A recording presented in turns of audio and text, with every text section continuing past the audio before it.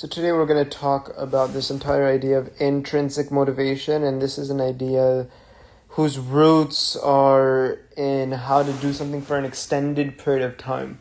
If you want to do something for an extended period of time and you want to do it at a high level, you're emotionally engaged with the activity, that's what we call intrinsic motivation.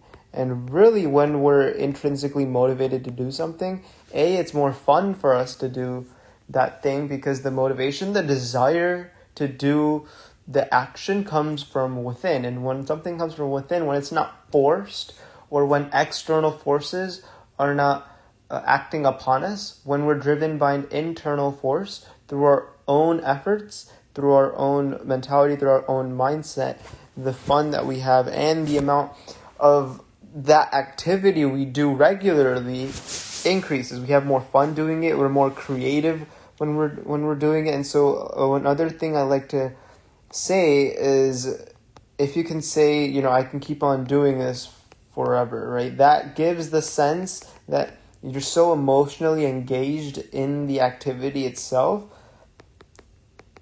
that you're able to continuously push through challenges and obstacles and always be thinking of new and different ideas and creative ways to better your craft and to think about a problem and think about a solution.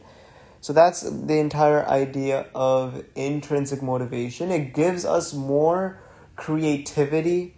It gives us the ability to create and have better ideas, be open to new perspectives, or creativity increases.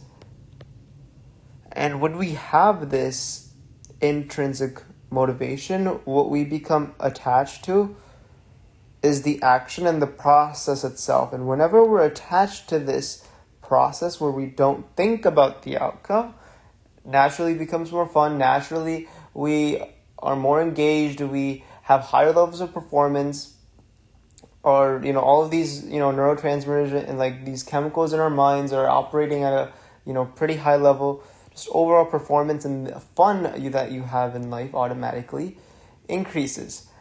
And so this brings to my second point, which is the entire idea that controlling the mental activity within. So we'll go into a couple of different ideas here. So first we'll go into this entire idea of the association between the level of activity within the mind, association of level of activity within the mind versus, so we'll say level of activity within the mind versus the amount of enjoyment that we experience within the mind versus the enjoyment that we experience. So once we understand fundamentally at a basic principle the nature of happiness within the mind, we're able to see and we're able to control the level of activity that we have within our minds. And when we are able to control the level of activity that we have within our minds, we intentionally set ourselves up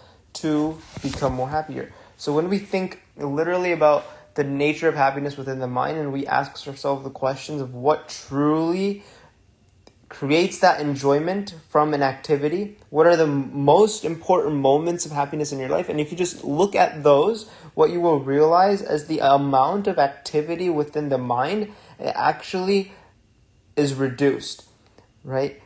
The amount of happiness that you actually experience, the amount of enjoyment that you have, is completely dependent on the level of activity, the thoughts in your mind. The more thoughts that you add to your experience, the more judgments you add to your experience, the less happy you will become. And if you think about, the flow state, if you think about whenever you're engaged or just you're engaged in a dopamine, inducing activity, when you're just engaged in a video, what happens? It slows down the activity of the mind, so you think nothing else and you're fully immersed in that video. You're fully immersed in the content that you're consuming.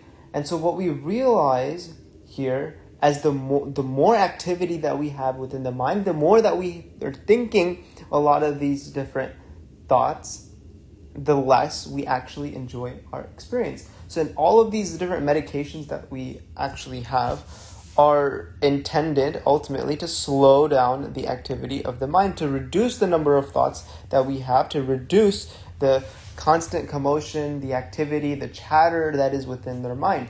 Because if we think about what truly makes us unhappy, it's not the event itself or the object itself. It's simply our reaction or us adding our judgments, oh, this can happen, to that event itself that causes this unhappiness within the mind. As the level of activity decreases within their mind, our enjoyment or natural enjoyment will increase. So the next time we have to truly understand this fundamental nature of happiness and understand that no external thing can actually cause us happiness or sadness. All of that is within the mind, something that we can control. We can control the number of thoughts that are going in our mind, and which is why mindfulness, which is why all of these different medications, which is why meditation is a treatment.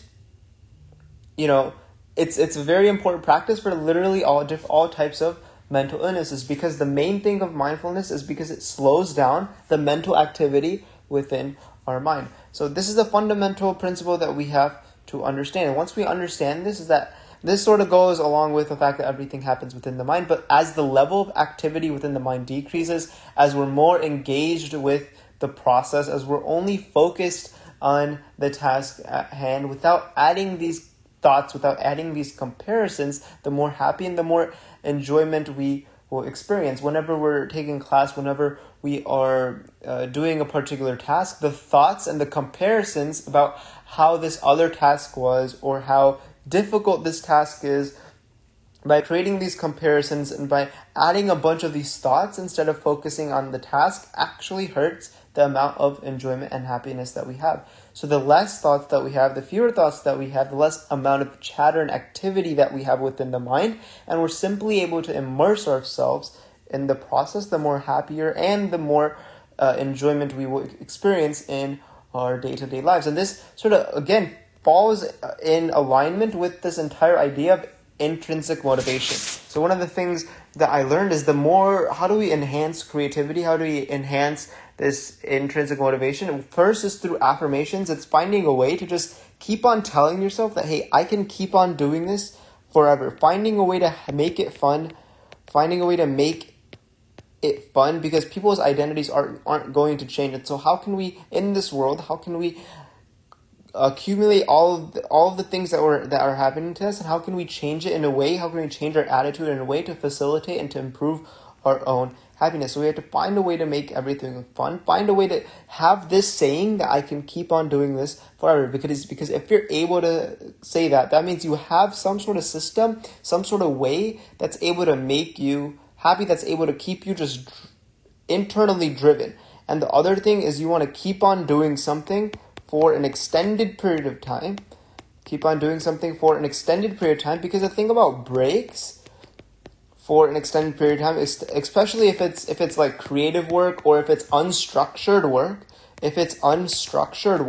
or if the work is, a lot of it is based off of the activity itself that you're putting in, which a lot of like corporate 9 to 5 is simply based upon activity. And so whenever there's something unstructured like that, when you keep on doing it for an extended period of time, you don't take like many breaks, or like you don't find a way to contrast it to something else that you can give comparisons to. And so like what I mean by this is when you're sort of doing a task and then you take a break for like a couple of days, the contrast between that break and the task will naturally make the task harder. So how do we make it effortless? Is by normalizing that task. How do we make it effortless? Is by normalizing the task that we are doing, making it easier for us in our minds, right? So everyone's minds, it's different. Everyone has different minds. Everyone has different perspectives. How can we make it easier for us? And that's through normalization. That's through normalizing the tasks that we have, normalizing different processes, thinking that this is normal, thinking that this is the normal everyday part of what I am doing. And as soon as we add that contrast, as soon as we start comparing this to something else we have experienced that's a bit different, that's sort of where that sadness and that's sort of where thinking that this is hard and sort of the attitude of this is hard, right, comes from. And so how do we make something easy? How do we make something effortless? Is by decreasing the thoughts that we have and the judgments we add to the event or the actions that we take or the actions that someone else takes or even to someone else's personality or identity. Reducing the number of thoughts, reducing the number of judgments that we have upon that individual, upon that event. That's how we're going to make our lives effortless and whatever we're doing seem incredibly easy. And again, this goes into intrinsic motivation and becoming more creative and becoming like logically engaged with the activity.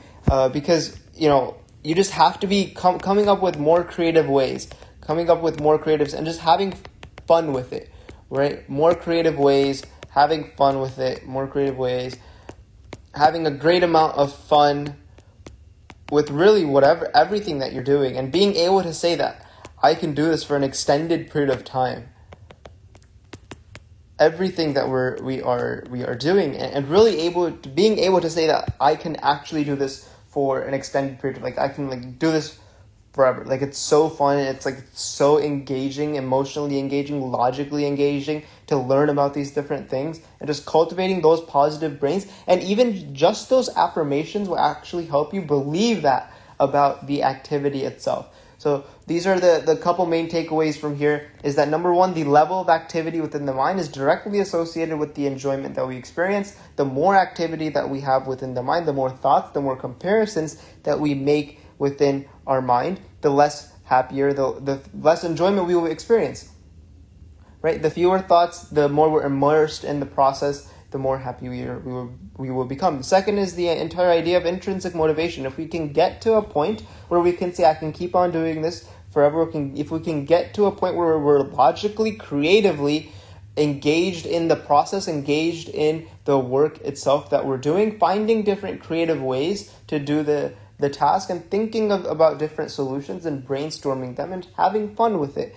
That's the entire part of intrinsic motivation. Finally, which goes along with this, is how do we make something effortless? How do we make something feel easy to us? And that's through normalization, reducing the number of contrasts or comparisons that we make and the thoughts that we have regarding a task, regarding an individual, regarding events around us. So these are the three main points that are going to help us truly develop into more happier creatures. This is going to help us develop into more productive creatures, going to help us really have a sustained success over a long period of time where we're able to consistently perform at a certain activity or at a certain craft that's going to bring us a ton of fulfillment.